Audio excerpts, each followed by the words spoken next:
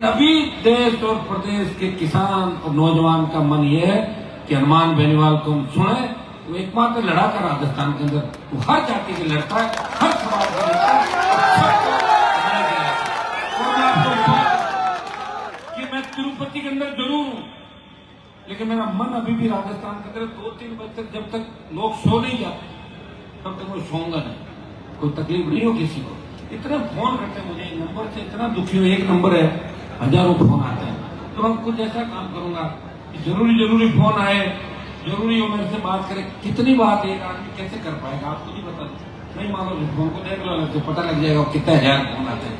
एक ही नंबर है। अभी मैंने नंबर नहीं बदला। कई लोग जो कह रहे हैं आप नंबर नहीं बदला इसलिए आपकी सीटें कम आ रही है, क्या सही बात है? तो साहब लोग नंबर बदलते रहते, 3 दिन 4 फोन करते हैं। अगर ऐसा ही बात है बताओ, मैं नंबर बदलूं आज रात को 2। तो जब जरूरी बात हो तो फोन करो। अब आप कैसे फोन करते हो?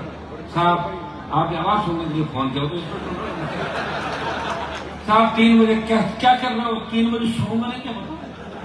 कोई कहता मैं जेल से बोल रहा हूँ, तो मेरे को पकड़वा के जेल से क्यों फोन कर रहे हैं? क्या आपका नंबर मिल गया तो रील देखे मेरे साहब से बात करें।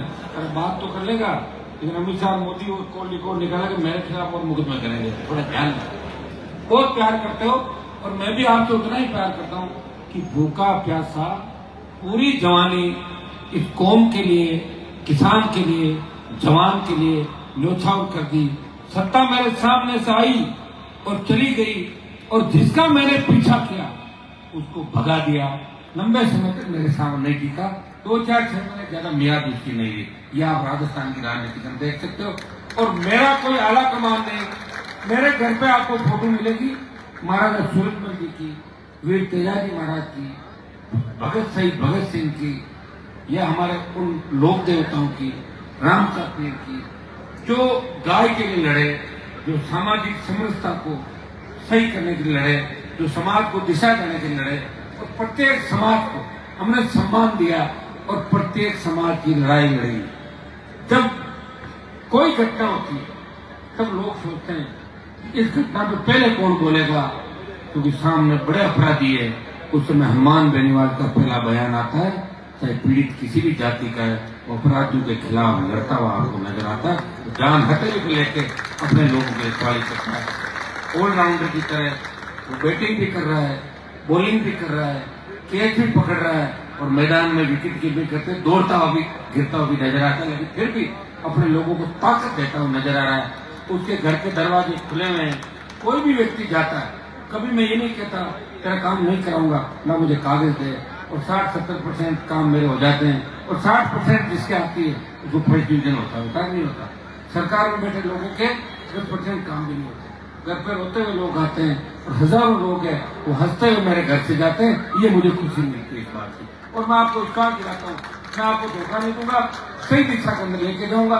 आपके बच्चों का उज्जवल भविष्य कैसे बढ़े, इनकी सत्ता में भागीदारी कैसे हो, और एक बार सत्ता का आनंद आपको कैसे मिले, इसके लिए हनुमान बेनीवाल रात दिन एक करके इस राजस्थान जैसे बड़े प्रांत के अंदर पार्टी बना के, जिस पार्टी को बिखेरने के लिए कांग्रेस बीजेपी एक हो गए, लेकिन वीर तेजाजी महाराज की कृपा से इनकी पार्टी फिर एक नए उत्थान और एक नए वेग के साथ आगे बढ़ रही है।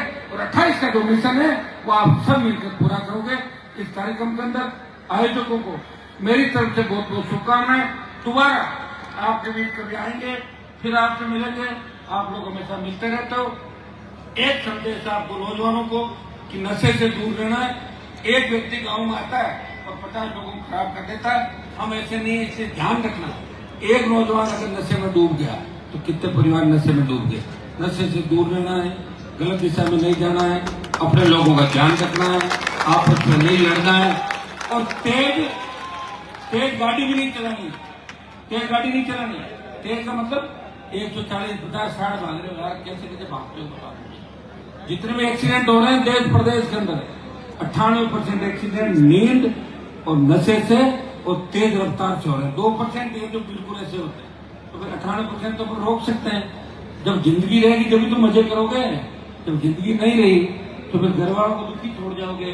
पता नहीं दोबारा कौन सा जन्म मिलेगा, इसका भी ध्यान नहीं। अरे भाइयों, ये मेरा संदेश छोटे भाइयों के लिए कि समाज का नाम कैसे ऊंचा हो, अपने माँ बाप का नाम कैसे ऊंचा हो, अपने भाई बहन परिवार ये कहे कि मेरे भाई ने अच्छा काम किया, मेरे बेटे ने अच्छा काम किया, सीना गर्व से चौड़ा हो जाए। ये काम को आपको करना है। और हमारे समाज को जो हमेशा पहले नेतृत्व करता था, उसी तरह इस कौम को, इस प्रदेश और देश का पुनः नेतृत्व करना है और सबको एकजुट होकर आगे बढ़ना है।